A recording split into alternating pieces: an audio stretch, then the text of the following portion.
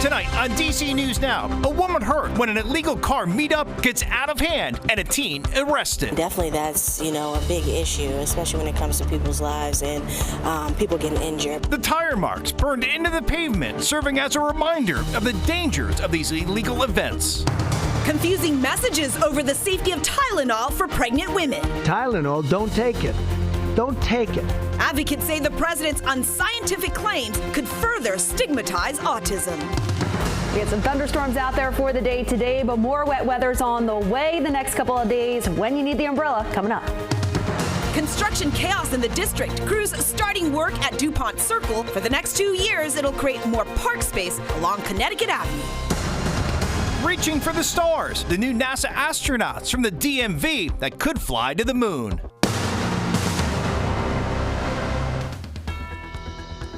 We begin with breaking news in Maryland. There is a search for a driver who hit a woman and then drove off near the Wheaton Mall. Thank you so much for joining us for DC News Now. At 9, I'm Susan Tran. And I'm Chris Flanagan. This happened around 7:30 this evening. We have brand new video just into the newsroom. You can see it showing the scene. This is on Veers Mill Road at University Boulevard. Police say traffic is shut down in this area. There's a huge police response. They say this is an active hit and run investigation. Of course, we'll pass along any updates as we learn more information. And new tonight out of Prince George's County, it shows cars doing donuts around large crowds, turning a business parking lot into a scene from the Fast and Furious. You can see it on the right-hand side there. Police in Prince George's County have since arrested a teen they say admitted to driving into a woman in the crowd. DC News Now's Ben Dennis has more as the community reacts to the alarming new images. Very dangerous activities. I don't know how people can stay safe doing that. There's hundreds of people, so easy to get hit, cause accidents, maybe even get killed. Dizzying donuts near crowds of people and tire marks so hot they're illuminated by thermal cameras by Prince George's Police high in the sky. A mid-September car meetup near Northwest Stadium in Landover, the site of where a young woman was seriously hurt after she was hit by a car. Let's be careful next time, because that lady that got hit, you don't know what, she got a family at home, whatever. Honestly, to me, it looked cool, but the fact that somebody got really injured, it raises alarms. I'm not quite sure what to make of it. It's hard to miss them. Tire marks are burned into the pavement, essentially all over, near these neighboring businesses. And the folks I talked to headed into this Planet Fitness say they hadn't heard about the ordeal, but they were keen on chiming in. Definitely that's, a big issue, especially when it comes to people's lives and people getting injured. But I had no idea that even happened. While the woman who was hit has been released from the hospital, police kept looking for who was behind the wheel. 18-year-old Naif Salmo from Anne Arundel County was arrested. He allegedly left the scene, spray painted his car a different color to conceal evidence. Plus, police say this gun was found under the hood of that car. Authorities add he admitted to hitting the woman. For something like that to have occurred, you would think that there would be somebody that would, try to at least have some type of crowd control or something along those lines. Videos, news spread fast when any of these car meetups, obviously that's why there's hundreds of people there. So I guess for the police to be on the lookout to be there quicker. Police Chief George Nader saying in a statement, "We know these illegal vehicle takeovers may seem harmless to some, but the fact is they can be dangerous." Adding, "We've also investigated a fatal shooting at a car takeover in recent years." In Landover, Maryland, Ben Dennis, DC News Now. All new tonight, an investigation into the death of an 8-month-old in Virginia. Leesburg police say she was killed by a family member. Now, details in the story, they are disturbing. Investigators say the attack happened last week and the baby girl died this morning. Alvaro Ayala is now accused of strangling his infant sister with a charging cable. Let me be clear, this was not an accident. A child was murdered in a deliberate act. Above all, our focus remains on this child, her life, her family, and the justice that they deserve.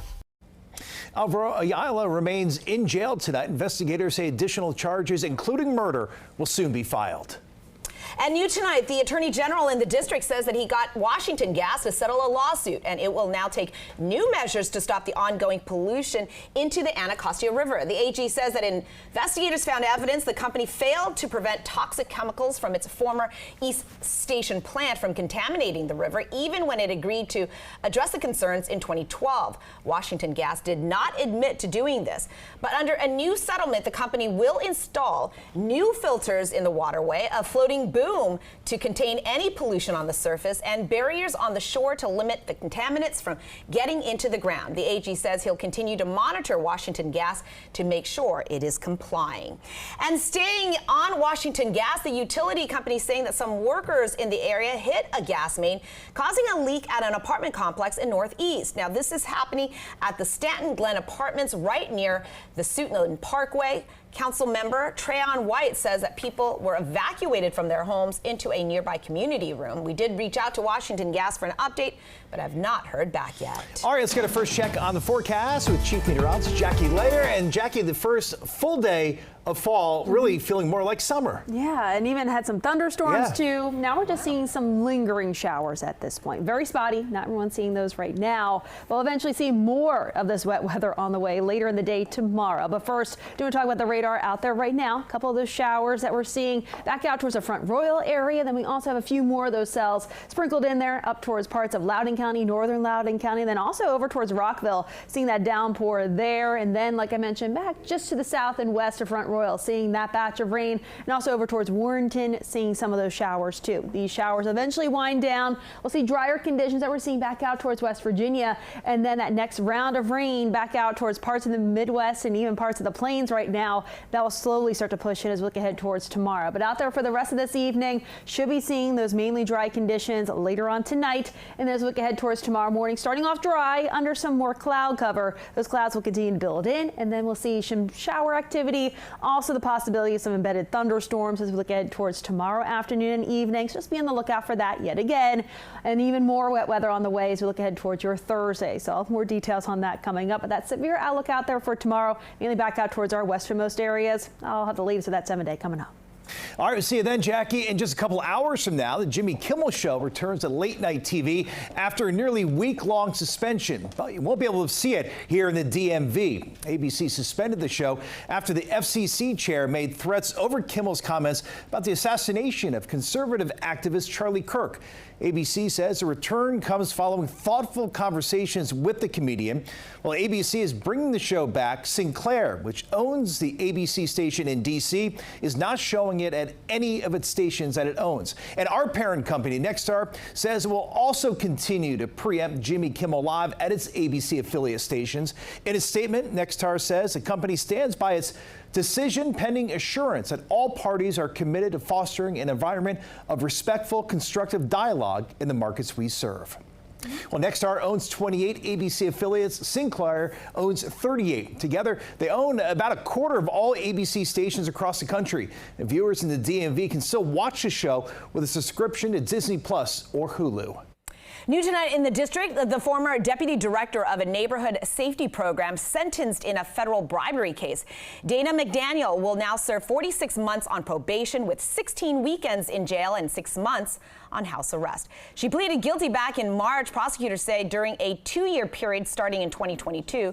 McDaniel used her position at the Office of Neighborhood Safety and Engagement to accept $10,000 in cash in order to direct contracts and grants to specific businesses serving high-risk kids and adults. DC News Now is your local election headquarters, and early voting started Friday in Virginia. Thousands have already cast a ballot. Election officials saying more than 35,000 people have voted, which is more than double the turnout at this time back in 2021. In Northern Virginia, the report shows more than 6,000 voters cast a ballot in Fairfax County, roughly 1,400 in Arlington County, and Loudoun County has already seen 1,800 voters. A poli-sci professor saying that these numbers really indicate how many voters have already made up their minds pretty early. A lot of folks don't need to know anymore. They know who the Republicans are. They know who the Democrats are. They generally know what they stand for, and they're ready to make their decision today. On the ballot, some big races, including governor, lieutenant governor, and attorney general. Early in-person voting, it goes through November 1st. Then election day is November 4th. Well, developing now at 9, major renovations underway, making it more difficult to get around portions of DuPont Circle. DC News Now's Dave Laval joining us along Connecticut Avenue Northwest, where a majority of that work will take place. David started today, and this work, well, it'll take a while to complete. That's exactly right, Chris. Right now, you get to see drivers make their way beneath you as they travel along this stretch of Connecticut Avenue Northwest. And soon, this project we're talking about is going to replace this view with something a little more pleasant. Not that good looking. It looks really stale and boring. Don't fret, Mancha Estrada. You and others only have to look at this view along Connecticut Avenue Northwest a little longer. A new deck will be installed to cover the road near DuPont Circle, allowing more people to come out and relax around the area. Well, it sounds so much better. It's so much more convenient, so much nicer looking. The project includes improved street lights, sidewalks, green spaces, new parking, designated bicycle lanes, and street furniture. We're still looking for somewhere to stay. Not really anywhere to stay right now, so I think it'd be really convenient, a lot more nicer, yeah.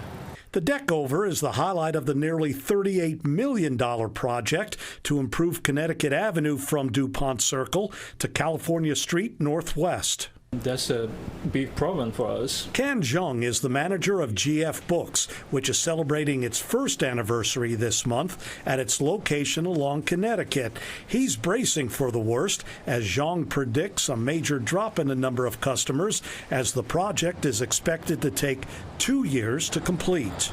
We will try even contact with the landlord of this area or even for our building to see if we can get some lower rent. DDOT is paying nearly $29.5 million for the project, while the Federal Transportation Department will pick up the rest of the tab. Those new parking spaces we mentioned will be found along 19th Street Northwest. As for parking along the service roads behind me, those spaces will be eliminated.